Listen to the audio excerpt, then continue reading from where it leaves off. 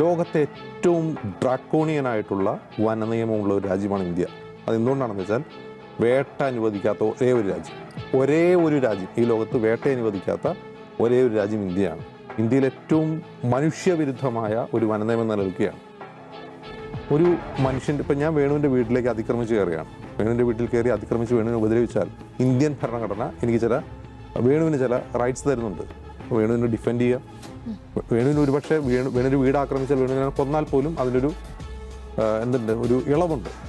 കാട്ടാനയാണെങ്കിലും കടുവ, പുലി ഇവയൊക്കെ നാട്ടിലിറങ്ങിയാൽ ആദ്യപടി എന്ന നിലയിൽ വേണ്ടത് ഒരു 6-അംഗ സമിതി രൂപീകരിക്കലാണ്. പുലി നാട്ടിലിറങ്ങിയാൽ ഈ 6-അംഗ സമിതി ചേർന്ന് അവരിരുന്ന് കമ്മിറ്റി കൂടി അതിനുശേഷം കാര്യങ്ങൾ നീക്കുകയാണ്. ഇപ്പൊ ഈ കമ്മിറ്റി കഴിയുന്നതുവരെ പുലി ആ സ്ഥലത്ത്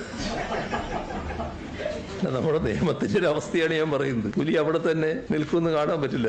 സ്ഥിരമായി മനുഷ്യന്റെ മരണത്തിന് കാരണമാകുന്ന കൊല്ലുന്നത് ശീലമാക്കിയ കടുവയല്ലെങ്കിൽ അതിനെ യാതൊരു കാരണവശാലും 1972 വന്യജീവി സംരക്ഷണ നിയമപ്രകാരം കൊല്ലാൻ പാടില്ല. കാട്ടാൻ എൻ്റെ വീട്ടാക്രമിച്ചു, ഞാൻ കാട്ടാനെ കൊന്നു, ഞാൻ ജയിലിൽ പോയി കിടക്കേണ്ടവർ. അപ്പോൾ അത്രമാത്രം മനുഷ്യവിരുദ്ധമായ ജനാധിപത്യ വിരുദ്ധമായ ഒരു വനനിയമം നിലനിൽക്കുന്ന രാജ്യമാണ് ഇന്ത്യ. ഈ വനനിയമമാണ് പ്രശ്നം എന്ന് സംസ്ഥാന വനം വകുപ്പ് മന്ത്രി, മുഖ്യമന്ത്രി ആവർത്തിച്ച് പറയുന്നുണ്ട്.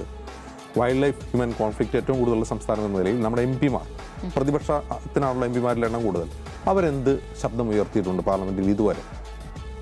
ഈ സംഭവങ്ങളൊക്കെ നടക്കുമ്പോൾ രാഹുൽ ഗാന്ധി അവിടുത്തെ MP-യാണ്, പ്രിയങ്ക ഗാന്ധി ഇപ്പോഴത്തെ MP-യാണ്. പ്രിയങ്ക ഗാന്ധി അല്പം മുമ്പ് അനുശോചിച്ചിട്ടുണ്ട്. ഈ വനനിയമ ഭേദഗതിക്ക് വേണ്ടി പ്രിയങ്ക ഗാന്ധി പാർലമെന്റിൽ ശബ്ദം ഉയർത്തുന്നു. നാളെ മലയോര ജാഥ നടത്തുകയാണ് UDF. ഇതേ വിഷയമാണ് അവർ ഉന്നയിക്കാൻ പോകുന്നത്. ഇവരുടെ MP-മാർ നാളെ പാർലമെന്റിൽ ഈ വിഷയം ശക്തമായി ഉന്നയിക്കുകയോ അല്ലെങ്കിൽ ഈ വനനിയമ ഭേദഗതിക്ക് വേണ്ടി ശബ്ദം ഉയർത്തുകയോ ചെയ്യുമോ? കോൺഗ്രസ് ഭരിച്ചുകൊണ്ടിരുന്നപ്പോൾ ഉണ്ടാക്കിയ നിയമമാണ്, ഇന്ദിരാഗാന്ധി കൊണ്ടുവന്ന നിയമമാണ് ഈ വനനിയമം.